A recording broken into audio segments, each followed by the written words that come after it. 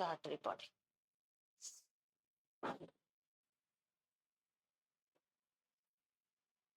चलो बच्चों, chapter number 3 BST class 11। Chapter का नाम देखिए, public private and global enterprises. Public enterprise में की बात करनी है मेनली इस चैप्टर के अंदर। प्राइवेट अगर आपको याद हो तो प्राइवेट सेक्टर में कैसे कैसे बिजनेस कर सकते हैं, किन किन बिजनेस फॉर्म को बना के, वो हमने क्लास चैप्टर 2 में देख लिया था कि अगर आप प्राइवेट सेक्टर में बिजनेस करना चाहते हैं तो सोल प्रोप्राइटरशिप के रूप में, एचयूएफ के रूप में, पार्टनरशिप के रूप में, कोऑपरेटिव सोसाइटी या ज्वाइंट स्टॉक कंपनी के रूप में बिजनेस कर सकते हैं। इस चैप्टर में जो हमें फोकस करना है वो दो चीजों पे फोकस है, एक है पब्लिक सेक्टर और दूसरा है global enterprises. Public sector, forms and types of public sector enterprise, ये मेनली 3 रूप में बनते हैं। एक का नाम होता है बेटा डिपार्टमेंटल अंडरटेकिंग, दूसरा होता है पब्लिक कॉर्पोरेशन या इसी को स्टैट्यूटरी कॉर्पोरेशन भी बोलते हैं, और तीसरा होता है गवर्नमेंट कंपनी। नाम से ही ध्यान से देखिए, डिपार्टमेंटल अंडरटेकिंग है, मतलब ये डिपार्टमेंट के रूप में बन रहे हैं। जैसे रेलवे, रेलवे जो है वो क्या है, सेंट्रल गवर्नमेंट का एक डिपार्टमेंट ही तो है।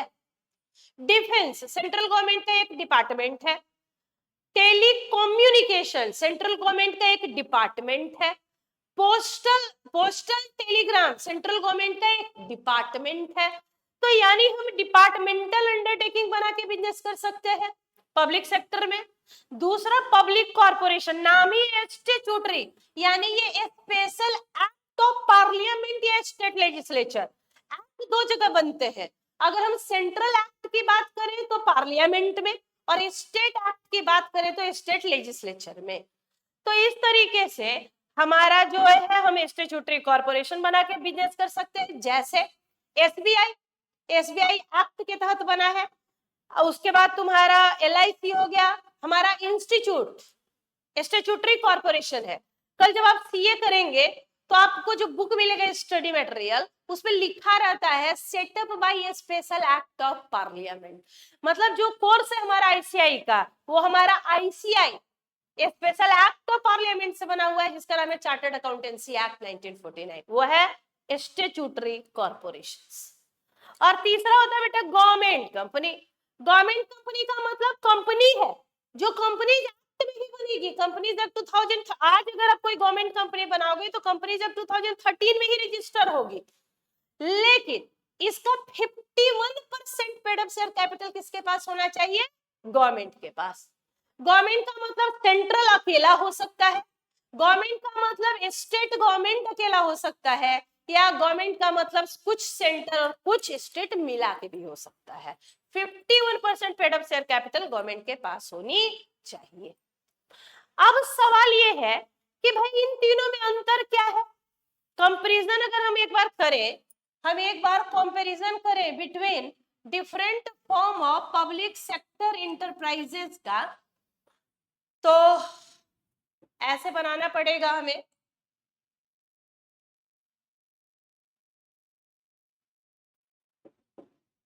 बेसिस ऑफ डिफरेंस, एक बार कंपैरेटिव स्टडी करते हैं कि तीनों में अंतर क्या है, और उसके बाद हम एक एक फॉर्म में आते हैं। डिपार्टमेंटल अंडरटेकिंग के फीचर्स बताओ, फायदे नुकसान बताओ, स्टैट्यूटरी कॉर्पोरेशन के फायदे नुकसान बताओ, और गवर्नमेंट कंपनी के फायदे नुकसान बताओ। ये है एक सेगमेंट, और एक सेगमेंट में 3 बातें पढ़नी है। मल्टीनेशनल कंपनी क्या होती है, ज्वाइंट वेंचर क्या होता है, और पब्लिक प्राइवेट पार्टनरशिप क्या होता है। तो चलो कंपैरिजन बिटवीन डिफरेंट फॉर्म करें। बेसिस ऑफ डिफरेंस लिख रहे हैं। पहला है डिपार्टमेंटल अंडरटेकिंग, पहला है बेटा डिपार्टमेंटल अंडरटेकिंग, दूसरा है स्टैट्यूटरी कॉर्पोरेशन, और तीसरा है government company. Basis of difference, पहला बेसिस है फॉर्मेशन का, बनेगा कैसे। पहला बेसिस है फॉर्मेशन का कि बनेगा कैसे। तो डिपार्टमेंटल अंडरटेकिंग में आप बोलेंगे कि it is formed by ministry, as a department of government, government department के रूप में मिनिस्ट्री बनाता है इसको। रेलवे मिनिस्ट्री ने रेलवे बनाया, डिफेंस मिनिस्ट्री ने डिफेंस, पोस्टल टेलीग्राम ने post. Statutory corporation formed by passing a special act in parliament और स्टेट लेजिस्लेचर। और तीसरा government company, it is formed by getting registered under the companies act 2013। दूसरा difference अगर हम बेटा बोले कि what is the second difference, तो आप बोल सकते हैं दूसरा डिफरेंस है लीगल स्टेटस का, कि बताओ लीगल स्टेटस कैसा होगा। लीगल स्टेटस बताओ कैसा होगा। No separate legal entity, no separate legal entity, क्योंकि इसका रजिस्ट्रेशन कंपलसरी तो है ही नहीं किसी एक्ट में, इसका रजिस्ट्रेशन तो किसी एक्ट में जरूरी है ही नहीं, तो इसकी सेपरेट लीगल एंटिटी भी नहीं होगी। और यहाँ पे आप क्या बोलिएगा, सेपरेट लीगल एंटिटी हो गई, सेपरेट लीगल एंटिटी हो गई। और यहाँ पे भी आप क्या बोलिएगा, कंपनी है तो सेपरेट लीगल एंटिटी होगा, separate legal entity.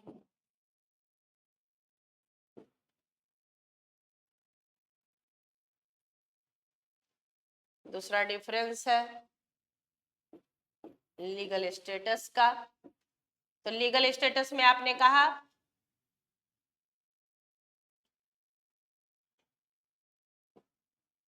Legal status का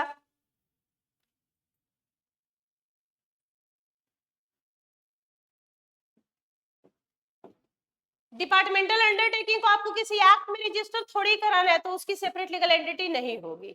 जबकि स्टैट्यूटरी कॉर्पोरेशन स्पेशल एक्ट में बना तो सेपरेट लीगल एंटिटी हो गई, और गवर्नमेंट कंपनी की भी सेपरेट लीगल एंटिटी हो गई। फाइनेंस, पैसे कहां से आएंगे भैया, कहां से आएंगे पैसे, फाइनेंस कौन करेगा, गवर्नमेंट करेगी। Totally financed by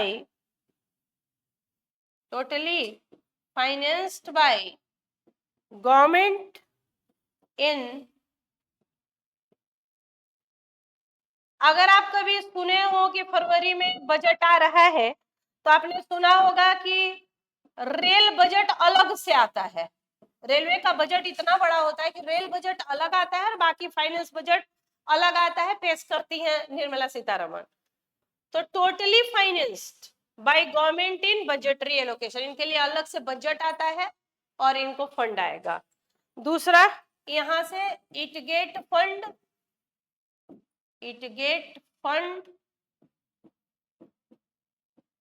from government but can borrow independently also, government भी देती है और ये इंडिपेंडेंटली भी बोरो कर सकते हैं। तीसरा है government company,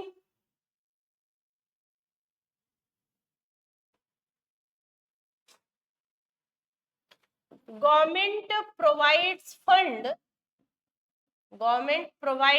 fund by taking major shareholding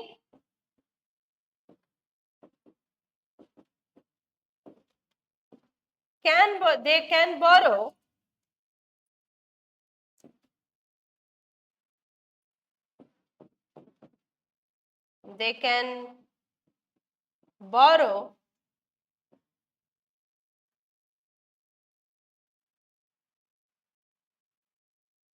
and private participation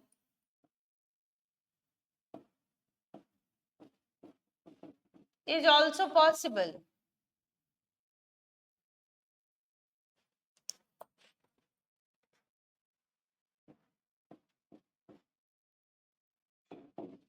finance कहां से होगा, तो यहाँ पे भाई डिपार्टमेंटल अंडरटेकिंग तो टोटली गवर्नमेंट ही इसको फाइनेंस करेगी। यहाँ पे गवर्नमेंट इनको फंड देगी, लेकिन ये इंडिपेंडेंटली भी लेते हैं फंड। और यहाँ पे तो गवर्नमेंट प्रोवाइड करेगा फंड। कैसे? क्योंकि मेजर शेयर होल्डर कौन है? गवर्नमेंट ही तो है। 51% पेड अप शेयर कैपिटल अगर गवर्नमेंट के पास है तो मेजर शेयर होल्डर कौन है? गवर्नमेंट। और प्राइवेट भी पैसा बोरो कर सकते हैं, फाइनेंस। चौथा डिफरेंस अगर हम लोग देखें, चौथा डिफरेंस हम लोग देखें, ऑनरशिप का है। कौन है मालिक? होली और ऑनरशिप।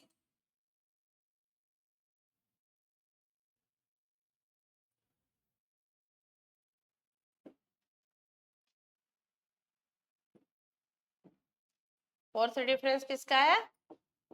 ऑनरशिप का। ऑनरशिप में क्या बोलिएगा? होली ओन्ड बाय गवर्नमेंट,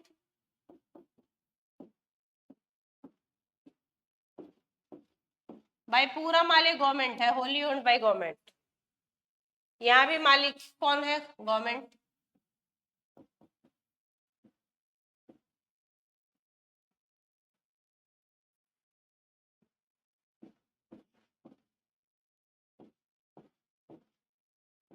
यहाँ 51% तो गवर्नमेंट के पास होगा ही, at least 51% of PUSC, paid up share capital, is held by government. Ownership में बोले तो departmental undertaking wholly owned by government है। पूरा मालिक कौन है भैया? गवर्नमेंट। यहाँ स्टैट्यूटरी कॉर्पोरेशन, गवर्नमेंट। और यहाँ 51% का मालिक कौन से कौन है? गवर्नमेंट। पब्लिक अकाउंटेबिलिटी, लोगों के प्रति जवाबदेही है भाई। कहाँ जा सबसे ज्यादा अकाउंटेबल कौन होगा? जो गवर्नमेंट के प्रति सबसे ज्यादा जिसको जिम्मेवारी लेनी पड़ती होगी सबसे ज्यादा गवर्नमेंट के प्रति, मतलब कौन है पब्लिक अकाउंटेबल? मतलब लोगों के प्रति जवाबदेही किसकी है? पब्लिक को बताना है। Departmental undertaking, public accountability, public के प्रति सबसे ज्यादा जिम्मेवारी किसकी है? Public accountability under departmental undertaking की। उस डिपार्टमेंट का सीधा फायदा पहुंच रहा है ना पब्लिक को। रेलवे से यात्रा कौन कर रहा है? पब्लिक कर रहा है। Public accountability highest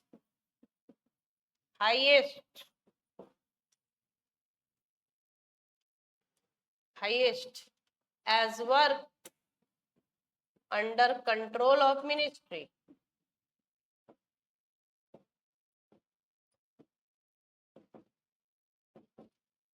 Highest as work under the control of ministry. Accountable to parliament. Parliament के स्पेशल एक्ट से बना हुआ है, तो पार्लियामेंट में अपने रिपोर्ट सबमिट करता है, पार्लियामेंट को जवाब देता है। और ये किसके लिए अकाउंटेबल है? मिनिस्ट्री को। Accountable to government.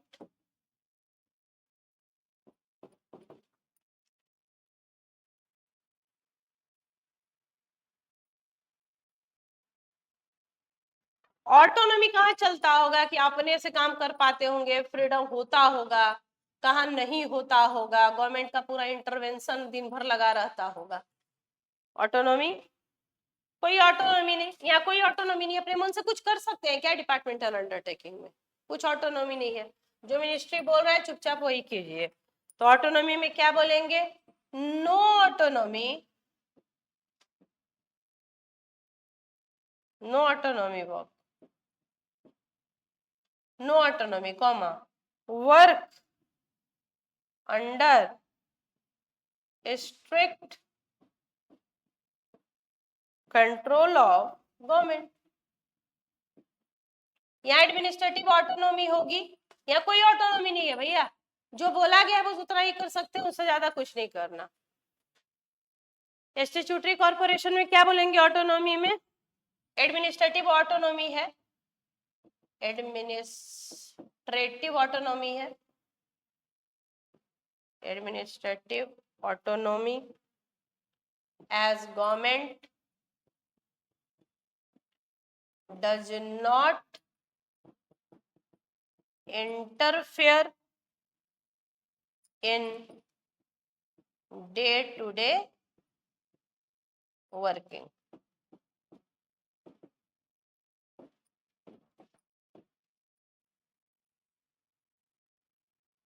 Departmental undertaking में कोई ऑटोनॉमी नहीं है, यहाँ एडमिनिस्ट्रेटिव ऑटोनॉमी है, गवर्नमेंट जो है डे टू डे अफेयर में काम इंटरफेयर नहीं करता। यहाँ क्या बोलेंगे, फ्रीडम है, यहाँ some freedom from government interference, government interference. Flexibility कहाँ होगा, फ्लेक्सिबिलिटी के अपने मन से कुछ काम कर सकते हैं, flexibility in operation, flexibility in operation none नहीं है, और वेरी लिटिल फ्लेक्सिबिलिटी,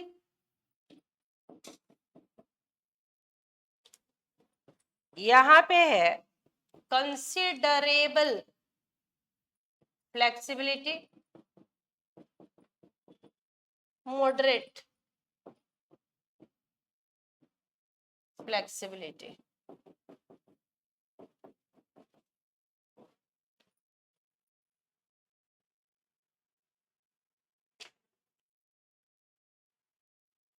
यहाँ जो स्टाफ होंगे डिपार्टमेंटल अंडरटेकिंग में गवर्नमेंट एम्प्लॉय होते होंगे, और उनको जो कोड है वो फॉलो करना पड़ता होगा,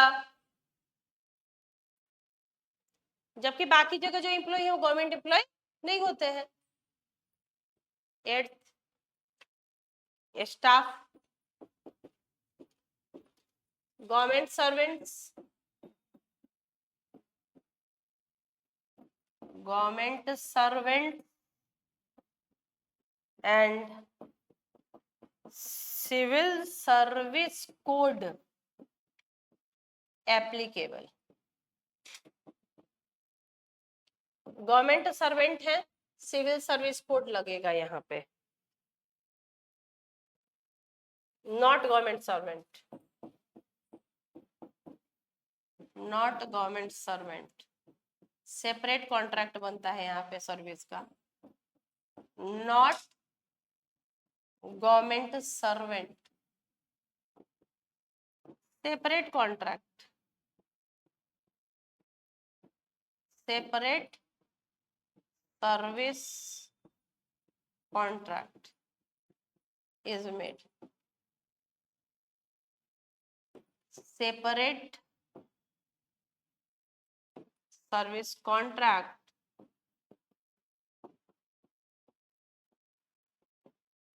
is made।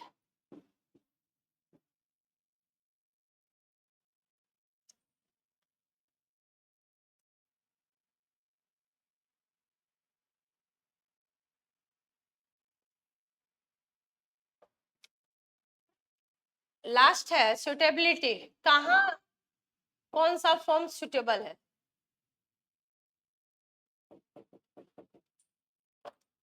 डिपार्टमेंटल अंडरटेकिंग बोले तो defence, railway,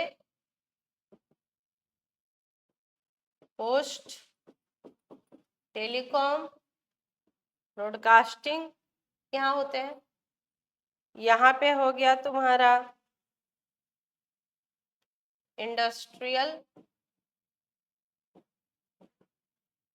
and commercial enterprises of national priority।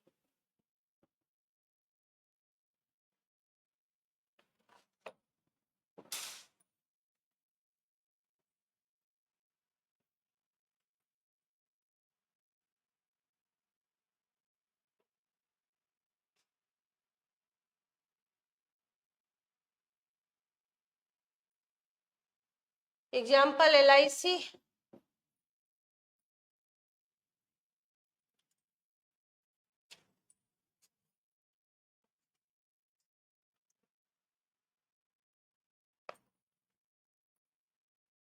इसका एग्जाम्पल है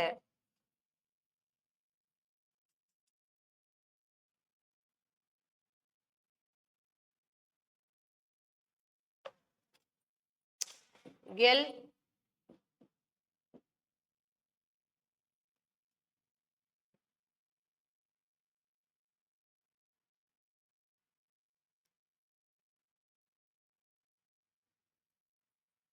गेल भेल सेल,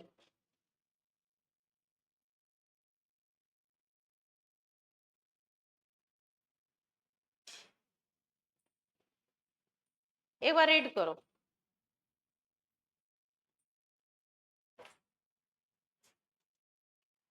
एक बार रीड करके डिफरेंस निकालना।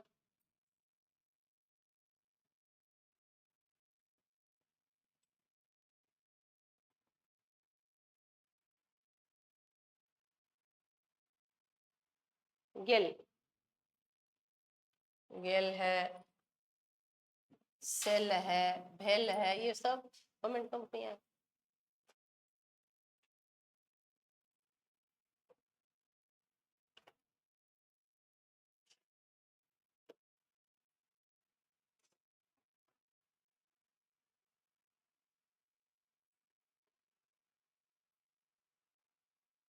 LIC हो गया, RBI हो गया, SBI हो गया, ये सब छोटे कॉर्पोरेशन है। ICAI हो गया, IDBI हो गया, ये सब एग्जाम्पल है।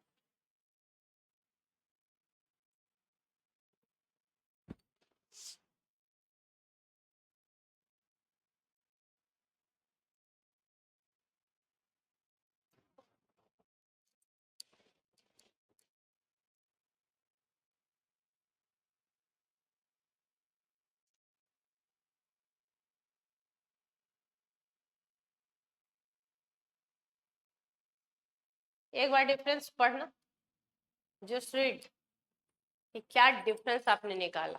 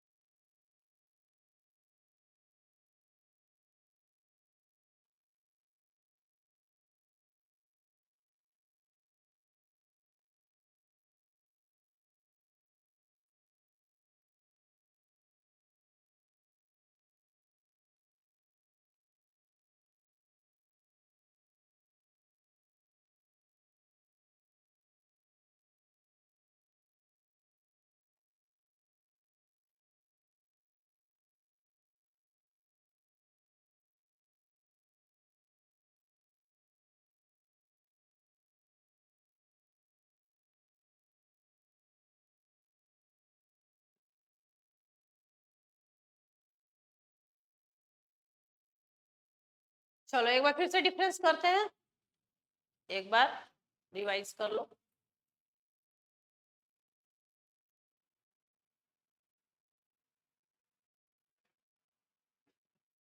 क्या बोला? चैप्टर है पब्लिक प्राइवेट ग्लोबल एंटरप्राइजेस का, प्राइवेट हम पढ़ चुके हैं चैप्टर नंबर 2 में। इसमें हमें पढ़ना है पब्लिक और ग्लोबल एंटरप्राइज के बारे में।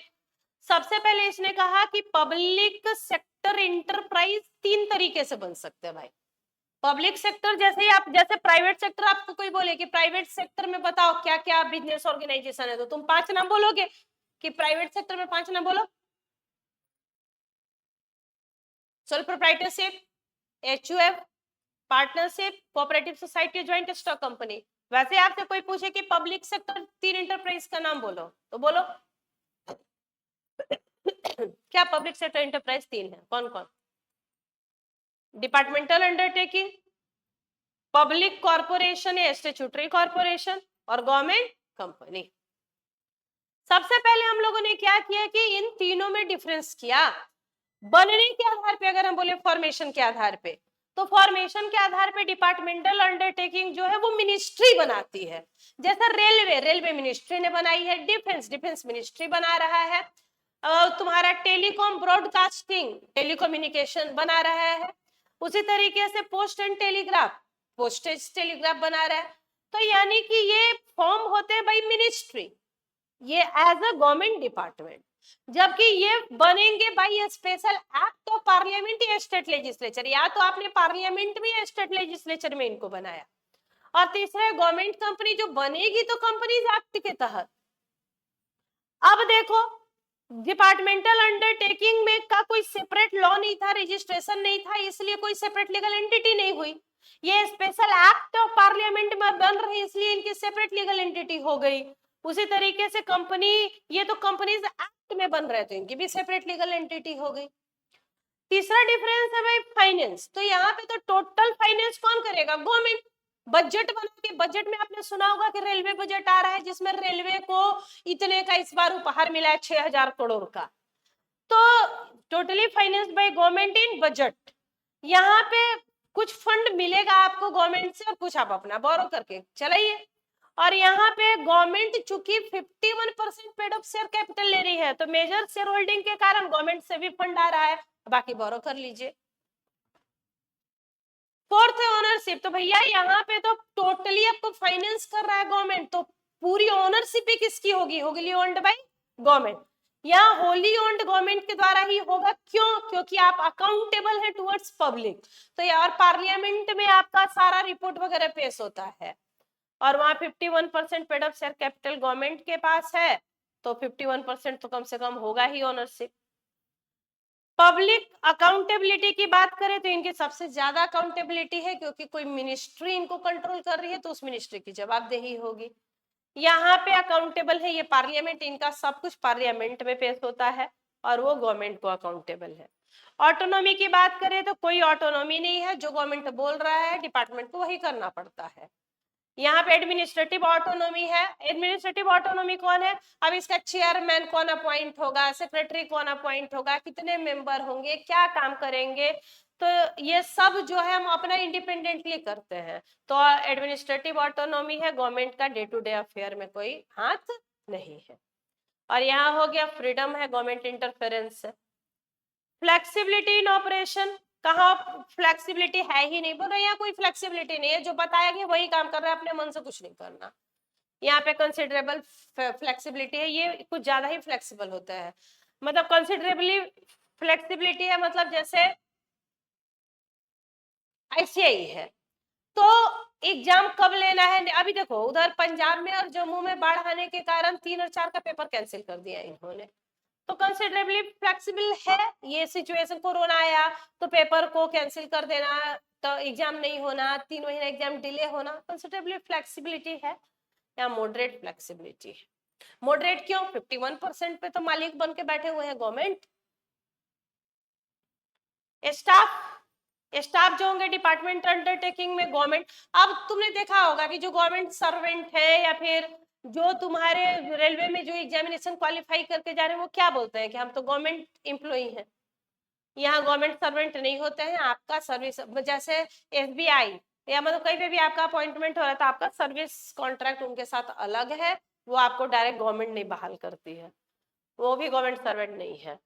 किनके लिए सुटेबल है तो बोल रहा है अगर हम सिक्योरिटी, देश की सिक्योरिटी वगैरह की बात करें जैसे डिफेंस, तो उनके लिए है कि भाई गवर्नमेंट का ही कंट्रोल हो, रेलवे हो, पोस्ट टेलीग्राम हो। यहाँ इंडस्ट्रियल कमर्शियल एंटरप्राइज जो नेशनल प्रायोरिटी के हैं, यहाँ पैसा लगा हुआ है पब्लिक का, सबसे ज्यादा पैसा संभाल रहे हैं ये बैंकिंग। बैंकिंग का रेगुलेशन, रेगुलेटरी बॉडी, बैंकिंग का रेगुलेटरी बॉडी आरबीआई, और बैंक बनते हैं बैंकिंग रेगुलेशन एक्ट 1949 के तहत, लेकिन उनका रेगुलेटरी बॉडी आरबीआई। और तीसरा है आपका कंपनी का एग्जांपल है गेल सेल भेल, ले लीजिए। तो ये था आपका कंपैरेटिव स्टडी, जिसमें कुछ बातें आपको समझ में आई होंगी। क्या कि एक पे तो भाई पूरा मिनिस्ट्री का कंट्रोल दिख रहा है, एक पार्लियामेंट में बना है और एक कंपनीज एक्ट में बना है, लेकिन उसका 51% paid up share capital government के पास है।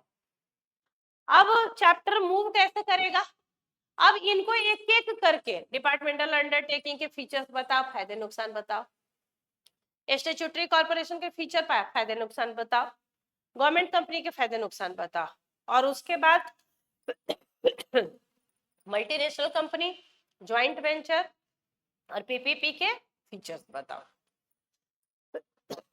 एक एक करके चलते हैं। पहले चलते हैं public sector enterprises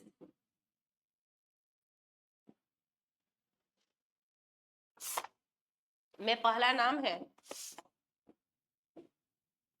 departmental undertaking का। पब्लिक सेक्टर इंटरप्राइजेस में आते हैं, पहला नाम है डिपार्टमेंटल अंडरटेकिंग का। इट इज ओल्डेस्ट फॉर्म, ये सबसे पुराना है बेटा, it is oldest form of public sector enterprise, सबसे पुराना है ये departmental undertaking, oldest form of public sector enterprise.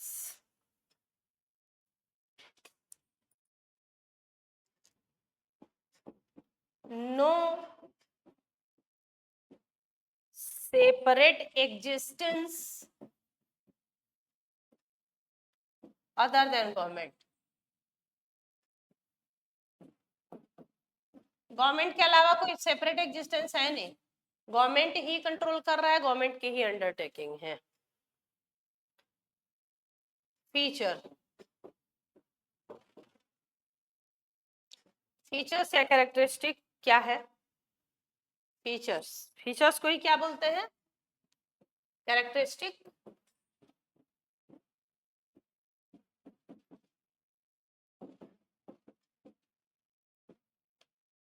पहला फीचर है बेटा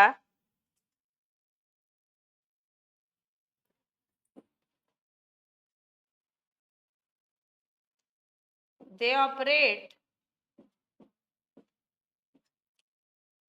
under overall control of one of the ministries of central or state government।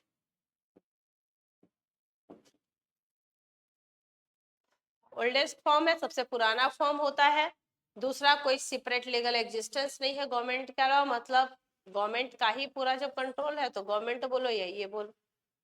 Characteristic, पहला, operate under overall control of one of the ministries of central और state part of government, they are part of government,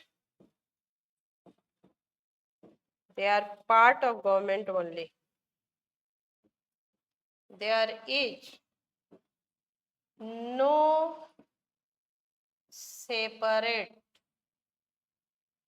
legal entity,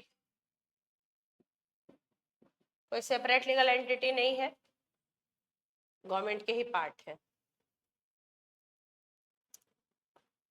finance from annual budget, financed from annual budget of government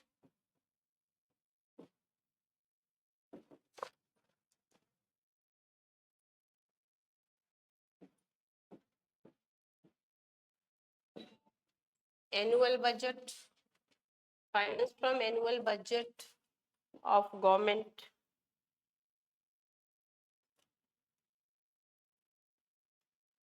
the revenue of these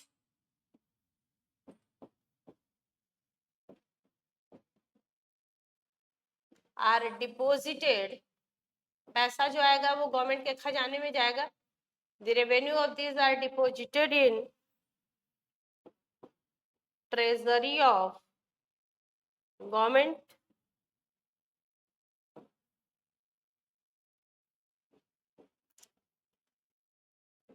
staff are civil servant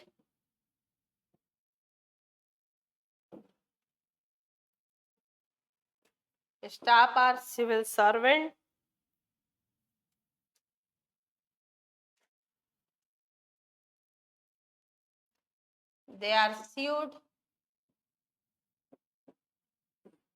in the same manner as government। ये features,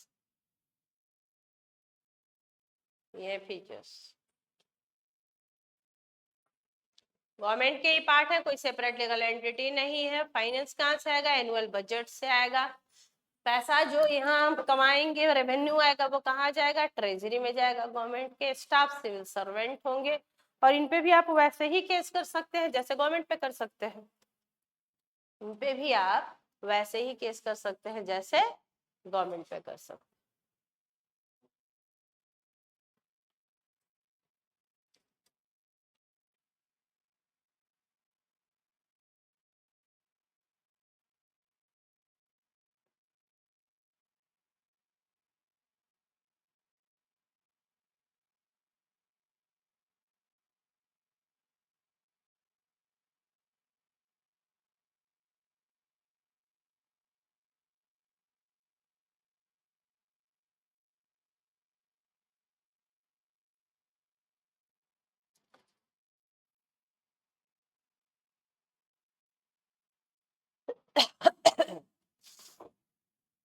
फायदे गिनवाओ, फायदे क्या है? Merit demerit करो। पहला फायदा है आसान है बनाना। क्यों? गवर्नमेंट जिस दिन डिसाइड कर लिया बन जाएगा। कोई सेपरेट लॉ तो है नहीं कि इस लॉ में रजिस्ट्रेशन कराओ तो टाइम लगना है, इजी फॉर्मेशन होगा।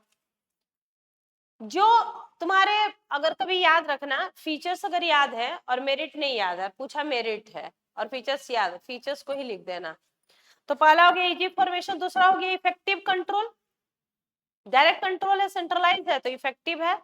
ऑप्टिमम यूटिलाइजेशन ऑफ फंड होगा, क्योंकि भाई गवर्नमेंट की जवाबदेही है। मिनिस्टर को, आप सिविल सर्वेंट को मिनिस्टर को बताना है तो वो मिसयूज तो कर नहीं सकते हैं फंड का। डायरेक्ट पार्लियामेंट्री कंट्रोल है तो मिसयूज नहीं होता है। पब्लिक रेवेन्यू, पैसा जो आएगा कहाँ जाएगा? गवर्नमेंट के रेवेन्यू में जाएगा, क्योंकि पैसा आपको खर्च करने के लिए भी कौन दे रही है? गवर्नमेंट। एक्सपेंडिचर कहाँ से आ रहा है? गवर्नमेंट से, तो रेवेन्यू भी कहाँ जाएगा? गवर्नमेंट को जाएगा। सिक्रेसी, सिक्रेसी अगर मेंटेन करनी है तो इसी तरीके का अंडरटेकिंग बनाना चाहिए जैसे डिफेंस है। नुकसान क्या होता होगा डिपार्टमेंटल अंडरटेकिंग का? इनफ्लेक्सिबिलिटी है बेटा, टू मच इंटरफेरेंस होगा मिनिस्टर्स का, टॉप ऑफिशियल्स का। लैक ऑफ मोटिवेशन है। इन डिपार्टमेंट में पता है सीनियरिटी के आधार पर प्रमोशन होता है, जो सीनियर होगा उसका प्रमोशन होगा, उसके बाद इवन की जूनियर बहुत काबिल है लेकिन प्रमोशन उसका नहीं होता। प्रमोशन किसका होता है? सीनियर का। तो लैक ऑफ मोटिवेशन, हमको क्या लग रहा है कितना भी काम कर ले, जहां एफर्ट और रिवॉर्ड का रिलेशनशिप होता है, जितना एफर्ट उतना ज्यादा रिवॉर्ड आएगा, तब तो मोटिवेशन होगा। नहीं होगा तो आराम से हो या मत हो, मुझे क्या करना। लैक ऑफ फाइनेंशियल ऑटोनॉमी, आप खुद से कुछ भी नहीं कर सकते हैं किसी भी लॉन्ग टर्म प्रोजेक्ट में, नहीं, जो गवर्नमेंट बोलेगा। इनफिशियंट मैनेजमेंट है। इनफिशियंट क्यों? कि जो ऑफिशियल्स है ना वो दिन भर ओवरबर्डेंड होते हैं पेपर वर्क से, इसकी क्वेरी उसकी क्वेरी, इसको आंसर उसको, इसी में लगे रहते हैं, कभी भी ट्रांसफर हो जाता है। रेड टेपिज्म ऑफ ब्यूरोक्रेसी, मतलब बहुत सारे फॉर्मेलिटी है, इसलिए डिसीजन में डिले हो जाता है। रेड टेपिज्म का मतलब होता है डिलेड इन डिसीजन। और सुटेबल, जहां सीक्रेसी चाहिए, जैसे डिफेंस, गवर्नमेंट का कंट्रोल जरूरी था, ब्रॉडकास्टिंग। ह्यूज इन्वेस्टमेंट चाहिए तो iron steel, aircraft. Undertaking source of revenue है, जैसे रेलवेज। अब क्या, अब कैसे मूव करेगा चैप्टर, आप समझ रहे हैं? सबका क्या देखेंगे, मेरिट डिमेरिट फीचर, इन तीनों का क्या देखेंगे, फीचर मतलब कैरेक्टरिस्टिक, मेरिट डिमेरिट। और जब ये तीनों खत्म हो जाएंगे तो उन तीनों का केवल फीचर्स पढ़ना है और होते क्या है। तो चलो शुरू करो। मेरिट, मेरिट को ही एडवांटेज बोलेंगे। क्या फायदे भैया डिपार्टमेंटल अंडरटेकिंग के? एक क्लास में खत्म होने वाला चैप्टर नहीं है, 2 क्लास लगता है।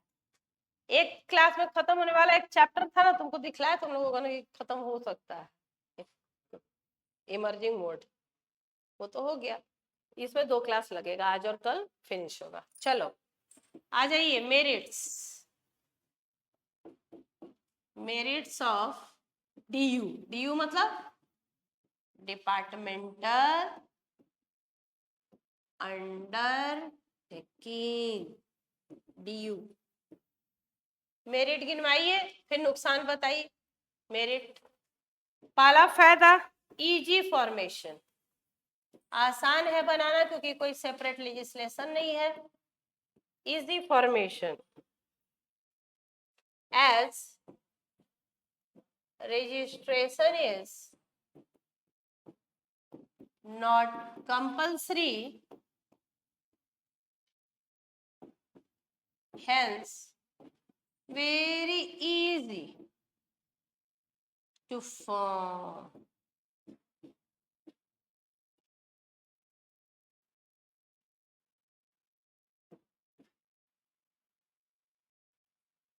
आसान है बनाना, रजिस्ट्रेशन कंपलसरी नहीं है, आसान है बनाना। दूसरा फायदा गिनवाइए, इफेक्टिव कंट्रोल।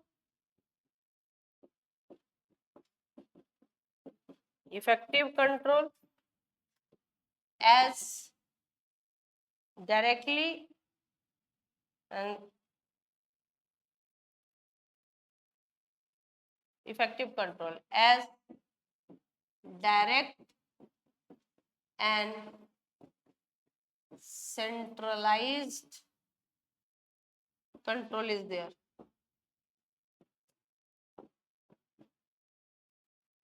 Hence effective.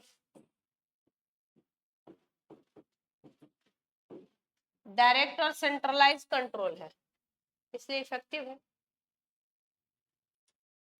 तीसरा फायदा है ऑप्टिमम यूटिलाइजेशन करेंगे फंड का। Optimum utilisation of fund,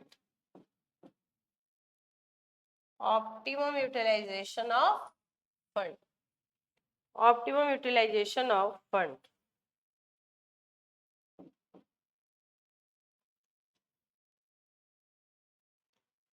As funds are subject to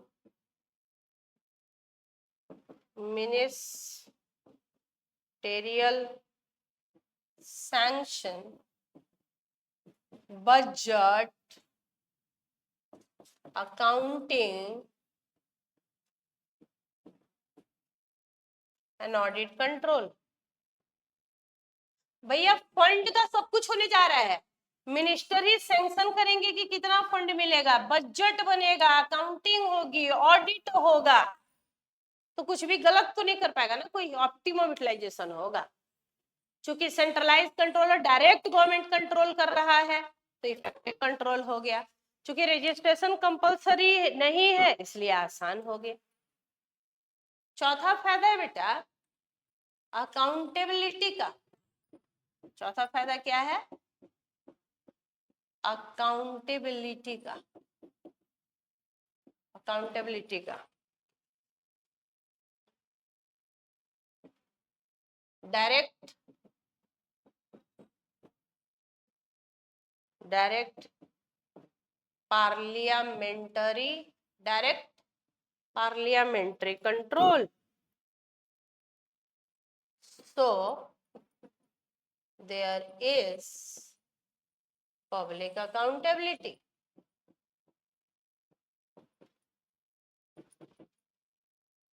parliament का डायरेक्ट कंट्रोल है, डायरेक्ट पार्लियामेंट्री कंट्रोल है, जवाबदेही है। क्योंकि आप जो पार्लियामेंट में बैठेंगे वो कौन लोग हैं?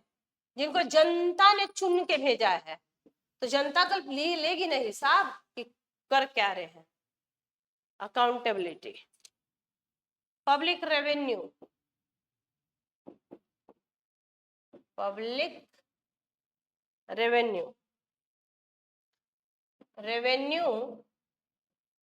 revenue is deposited in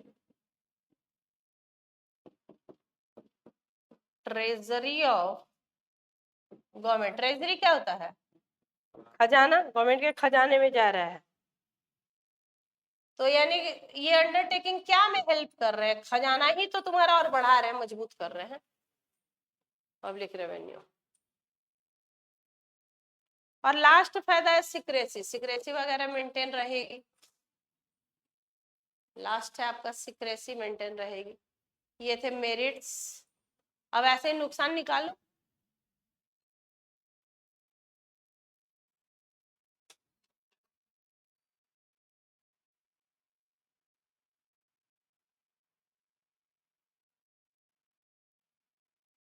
Last one is secrecy.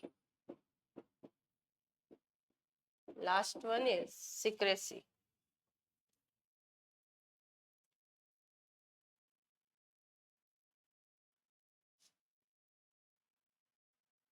Performance of departmental undertaking can be highly secret.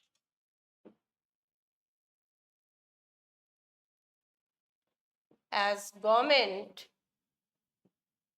avoid disclosure on plea of public interest.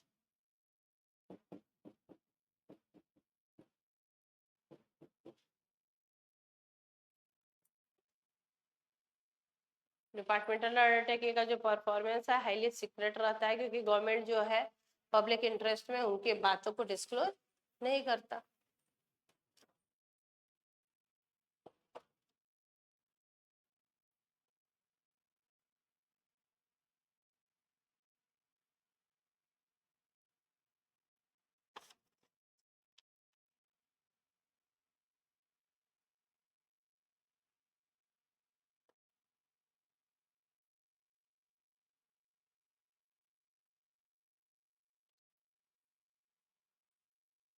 Demerits गिनवाइए। नुकसान क्या भैया डिपार्टमेंटल अंडरटेकिंग के? ये तो फायदे हो गए।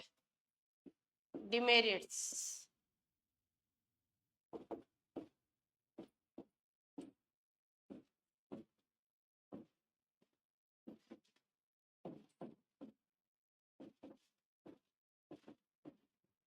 नुकसान। पहला inflexibility.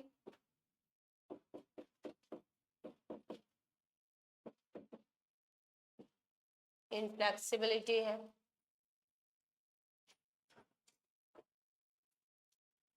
there is too much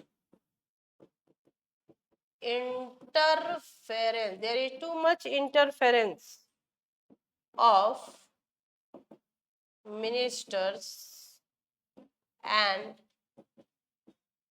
top officials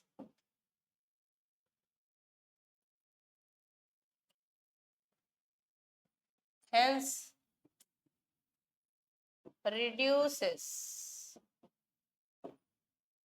flexibility and efficiency of undertaking. Too much interference है भाई मिनिस्टर्स का, टॉप ऑफिशियल्स का, तो दिन भर वो इंटरफेयर करते रहेंगे, कोई काम करने ही नहीं देंगे, हम अपने मन से कुछ कर ही नहीं पाएंगे, तो बेकार है ये बात तो। दूसरा है lack of motivation, lack of motivation since there is no direct relation, there is no direct relation between, किसके बीच में रिलेशन नहीं है, between efforts and rewards, effort और रिवॉर्ड के बीच में कोई डायरेक्ट रिलेशन ही नहीं। हम जितना ज्यादा एफर्ट दिखाएंगे मुझे रिवॉर्ड मिलने वाला है नहीं। प्रमोशन भी सीनियरिटी के आधार पे होने जा रहा है, जो सीनियर है वो प्रमोट होगा, हम कितने भी काबिल हो, हम सीनियर नहीं है जूनियर है तो मेरा प्रमोशन नहीं होने जा रहा है। Lack of motivation since there is no direct relation between effort and reward and promotions are on the basis of seniority, on the basis of seniority and not on the basis of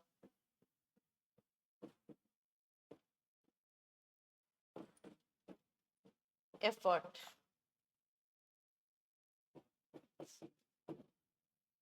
Lack of motivation. Proprietorship अगर तुमको याद हो तो वहां पे हम लोग क्या बोलते थे, जितना ज्यादा मेहनत करेंगे सेंस ऑफ अकॉम्प्लिशमेंट था, जितना ज्यादा मेहनत करेंगे उतना ज्यादा कमाएंगे। यहाँ क्या लग रहा है कि जितना ज्यादा मेहनत करेंगे मुझे मिलने वाला सैलरी फिक्स है, इंक्रीमेंट कमीशन का जैसे जैसे 5th पे 6th पे 7th पे कमीशन आएगा वैसे ही मेरा भी इंक्रीमेंट होने जा रहा है।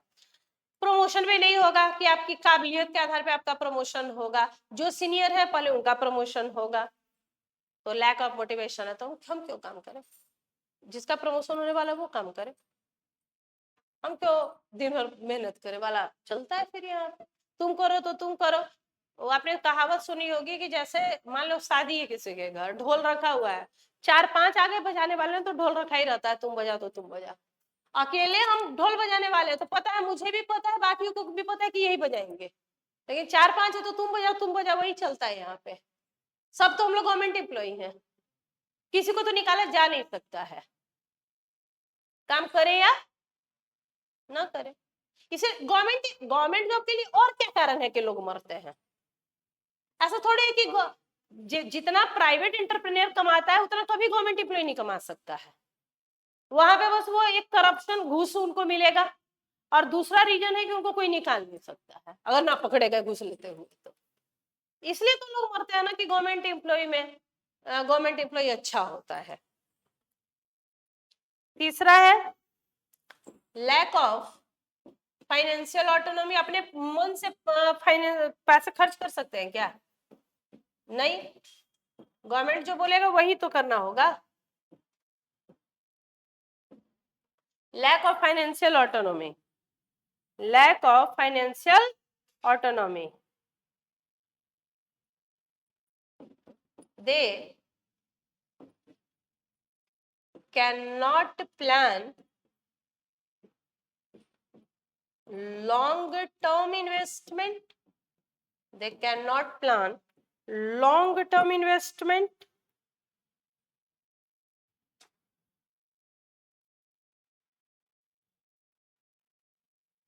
as there is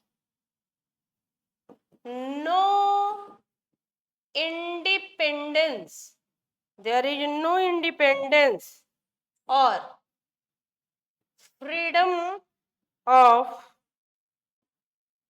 utilization of fund. ना तो इंडिपेंडेंस है कि अपने मन से, और ना फ्रीडम है कि अपने मन से खर्च कर सकते हैं। तो लैक ऑफ फाइनेंशियल ऑटोनॉमी है।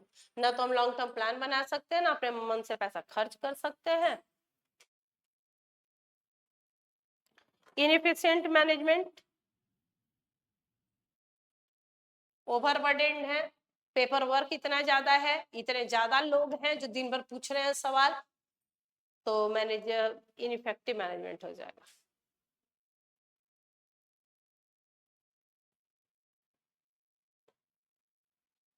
क्या बोला? Fourth point inefficient, inefficient management होगा बेटा, inefficient management, inefficient management. government officials are overburdened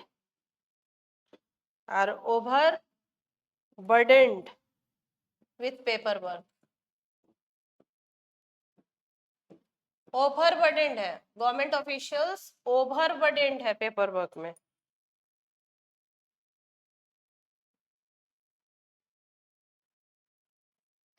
they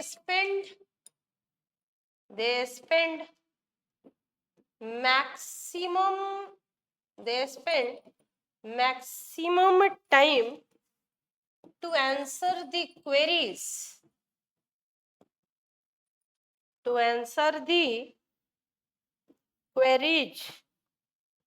from parliament and ministry। Management कौन देखते हैं? Government official. और गवर्नमेंट ऑफिशियल किस चीज में, या तो पेपर वर्क में लगे हुए हैं, मैक्सिमम टाइम उनका किस चीज में जा रहा है? क्वेरी का आंसर देने में। पार्लियामेंट जो पूछ रहा है, मिनिस्टर जो पूछ रहे हैं उसको, तो यहाँ पे क्या ध्यान देंगे? Hence less sense of responsibility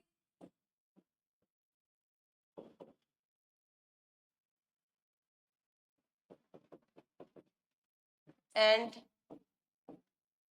effectiveness।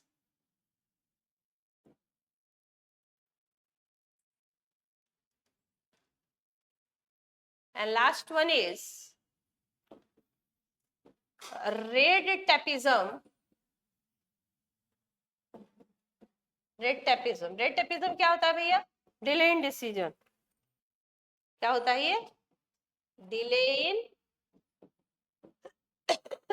decisions due to so many formalities।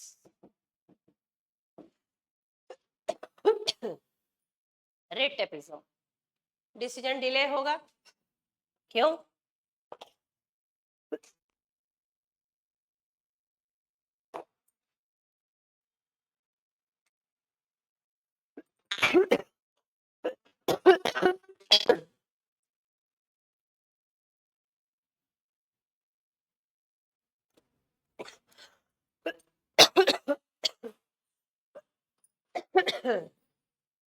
और किन के लिए सूटेबल होगा ये?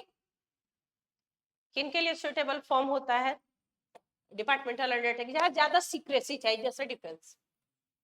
गवर्नमेंट का बहुत ज्यादा कंट्रोल चाहिए, ब्रॉडकास्टिंग, नहीं तो हमारे इंफॉर्मेशन अगर किसी और को मिलने लगे तो। बहुत ज्यादा कैपिटल चाहिए, जैसे एयरक्राफ्ट बनाना है, आयरन स्टील के लिए ब्लास्ट फर्नेस, या फिर तुम्हारा जहां रेवेन्यू बहुत आ रहा है, रेलवे, तो उनके लिए ये सुटेबल फॉर्म होता है डिपार्टमेंटल अंडरटेकिंग।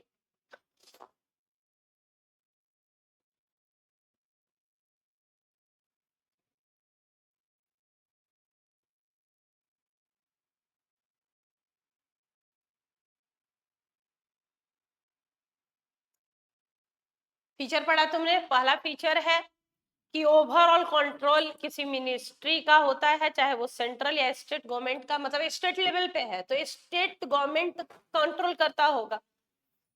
दूसरा पार्ट ऑफ गवर्नमेंट है भैया, अलग कुछ नहीं है, जो ये है वही गवर्नमेंट है, गवर्नमेंट का ही है पार्ट है, डिपार्टमेंटल अंडरटेकिंग। फाइनेंस कहाँ से आएगा? एनुअल बजट से, गवर्नमेंट का जो एनुअल बजट बनेगा वहीं से इनके लिए फाइनेंस आएगा। रेवेन्यू जो है वो कहाँ जाएगा? डायरेक्ट ट्रेजरी में जाएगा, गवर्नमेंट के खजाने में जाएगा। स्टाफ कौन है? सिविल सर्वेंट है। और आप जिस तरीके से गवर्नमेंट पे केस कर सकते हैं वैसे ही आप डिपार्टमेंटल अंडरटेकिंग पे कर सकते हैं। फायदे में आपने क्या गिनवाया? कहा कि आसान है बनाना। क्यों आसान है? क्योंकि रजिस्ट्रेशन किसी एक्ट में कंपलसरी नहीं है, इसलिए आसान है बनाना। इफेक्टिव कंट्रोल है, बोल रहे कि डायरेक्ट और सेंट्रलाइज कंट्रोल है भाई, डायरेक्ट गवर्नमेंट ही कंट्रोल कर रही है तो इफेक्टिव ही कंट्रोल होता होगा। मैक्सिमम यूटिलाइजेशन ऑफ फंड क्यों होगा? क्योंकि पैसा निकला, अब वो मिनिस्टर सैंक्शन करेंगे, बजट से आया होगा, प्रॉपर अकाउंटिंग होगी, प्रॉपर ऑडिट होगा, यानी वो पैसा मिसयूज या गलत यूज नहीं हो सकता है। हाँ, तो कैसे हो जाता है चोरी? सब मिल के करेंगे तो ही तो जाएगा, सब मिल के करेंगे। कोई भी डिपार्टमेंट, फॉरेस्ट में ले लो, कोई आया रात को लकड़ी चुराने, पैसा उसको पकड़ा कौन? फॉरेस्ट गार्ड, उसे लिया पैसा, वो पैसा सब में बटेगा, फॉरेस्ट गार्ड, रेंजर, डीएफओ सबको दे दो बराबर, ठीक है, कहीं दिक्कत नहीं है। अकाउंटेबिलिटी, डायरेक्ट पार्लियामेंट्री कंट्रोल है। पब्लिक अकाउंटेबिलिटी भाई, पब्लिक अकाउंटेबिलिटी कैसे? पार्लियामेंट में जवाब देना है। पार्लियामेंट में कौन है? जिनको जनता ने चुन के भेजा है, एमपी बना के भेजा है, वही तो मेंबर ऑफ पार्लियामेंट पार्लियामेंट में बैठे हुए हैं। आप उनको जवाब दीजिए, वो किसको जवाब दें? जनता को। पब्लिक रेवेन्यू, रेवेन्यू आएगा वो कहाँ आएगा? गवर्नमेंट के खजाने में आएगा। परफॉर्मेंस जो है डिपार्टमेंटल अंडरटेकिंग का हाईली सीक्रेट होता है, क्योंकि गवर्नमेंट जो है पब्लिक इंटरेस्ट में किसी को बताना जरूरी नहीं समझती। नुकसान बताइए। इनफ्लेक्सिबिलिटी है, टू मच इंटरफेरेंस है, टू मच इंटरफेरेंस है मिनिस्टर्स का, टॉप ऑफिशियल्स का, तो हम कुछ कर ही नहीं सकते अपने मन से, इनफ्लेक्सिबल रहेंगे हम। लैक ऑफ मोटिवेशन, भैया कोई मोटिवेशन है नहीं, because there is no direct control between effort and reward. और मुझे पता है कि प्रमोशन भी सीनियरिटी के बेसिस पे होने वाला, हम क्यों जान दे, जो सीनियर है मरे। लैक ऑफ फाइनेंशियल ऑटोनॉमी, अपने मन से कुछ नहीं कर सकते हैं, ना तो कोई लॉन्ग टर्म इन्वेस्टमेंट प्लान बना सकते हैं, ना तो आपको कोई फ्रीडम है, ना इंडिपेंडेंस है। मिनिस्ट्री में पैसा आया, जितना पैसा सैंक्शन हुआ, जितना बजट बनाया, गवर्नमेंट ऑफ मिनिस्टर जितना बोलेंगे, गवर्नमेंट सिविल सर्वेंट उतना खर्च करेंगे। इनएफिशिएंट मैनेजमेंट है, क्यों? गवर्नमेंट ऑफिशियल देखते हैं मैनेजमेंट, और वो तो ओवर बर्डन, पेपर वर्क, दिन भर उनको मैक्सिमम टाइम उनका तो जवाब देने में ही लगा हुआ है पार्लियामेंट और मिनिस्ट्री को, तो काम क्या करेंगे? रेड टेपिज्म है, डिले इन डिसीजन, क्योंकि बहुत सारी फॉर्मेलिटी निभानी होती है तो डिसीजन डिले होता है। और ये मोस्ट सुटेबल किसके लिए होता है? जहां सिक्रेसी मेंटेन करनी है, जहां ज्यादा ह्यूज फंड चाहिए, जहां गवर्नमेंट का कंट्रोल चाहिए, वहां ये सुटेबल माने जाते हैं। तो ये था आपका पहला पब्लिक सेक्टर का जो खत्म हुआ। और दो बातें और हमने की इसके अलावा, कि डिफरेंस देखिए, एक कंपैरिजन कीजिए। अब इस चैप्टर में हम एक सेगमेंट में दूसरे सेगमेंट में कंप्लीट करेंगे, स्टैट्यूटरी कॉर्पोरेशन के फायदे नुकसान, फीचर, गवर्नमेंट कंपनी के, और बाकी मल्टीनेशनल के, उनके केवल फीचर्स पढ़ा है, उनका डिमेरिट डिमेरिट नहीं है। तो 3 टॉपिक तो छोटे हैं, उनके फीचर्स पढ़ने, कैरेक्टरिस्टिक पढ़ने हैं, मल्टीनेशनल के, ज्वाइंट वेंचर के और पीपीपी के, और इनके पढ़ने कल की क्लास में खत्म करेंगे। आज आपका काम होगा तीनों का थोड़ा सा कंपैरेटिव स्टडी कीजिए। और बुक है संदीप महेश्वरी की, उनके गर्ग की नहीं है?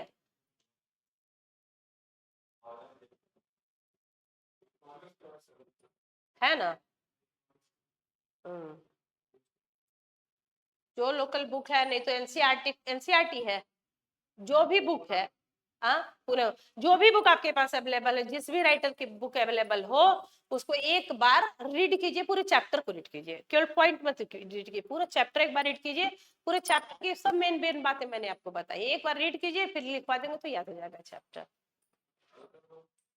जो भी बुक है आपके पास, हाँ जिस भी बुक है आपके पास, जिसकी भी बुक है आप ले लीजिए। हर राइटर में सब कुछ वही लिखा हुआ है, सब लोग एनसीईआरटी से ही बुक बनाते हैं, कोई अपना कमाल नहीं करता है। तो जिस भी राइटर की है ले लीजिए, एनसीईआरटी है जिस भी राइटर की है आप लीजिए, कोई दिक्कत नहीं है। जस्ट एक बार यूनिट चैप्टर 3 बस रीड करके आइए, कल के क्लास में चैप्टर को फिनिश करेंगे।